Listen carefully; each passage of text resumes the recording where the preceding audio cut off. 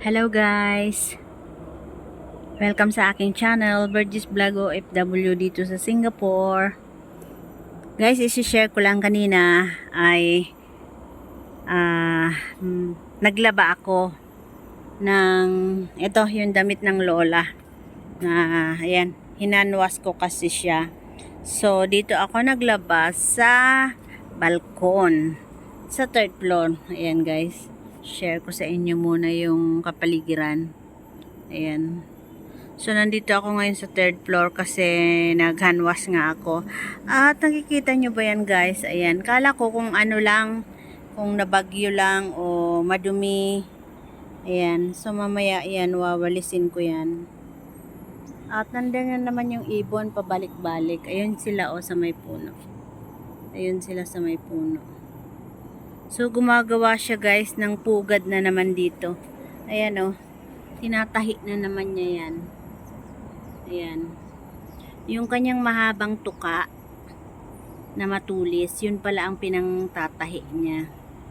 So, dito na naman gumagawa yung ibon na kulay dilaw. Ano ba kasing tamsi. Shout out kay Stingray Man 10. Ayan, tamsi pala ang pangalan ng ibon na yun. So, ayan guys, dito na naman yan. Magkakaroon na naman ng puga dito sa may third floor, sa may sink. Dito kasi ako naghanwas nung damit. So, tingnan nyo ito guys, Ayan na naman siya. Yung sa baba, wala na yung ibon dun. Naging baby na yata. Naging baby bird na at nakalipad na. 2 weeks ago na yun na wala nang nakaupo doon. So, ayan guys. At i-update ko kayo pag nabuo na yan. Ayan, ganyan pa lang ang itsura niya yan ngayon. So, mamaya iwawalisin ko yung mga kalat dyan.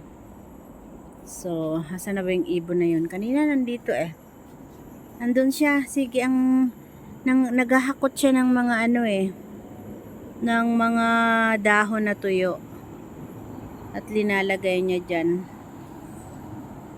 Ayan Ayan guys. So, yun lang guys, i-update ko kayo uli pag nabuo itong na to. Pugad na naman ang ibon.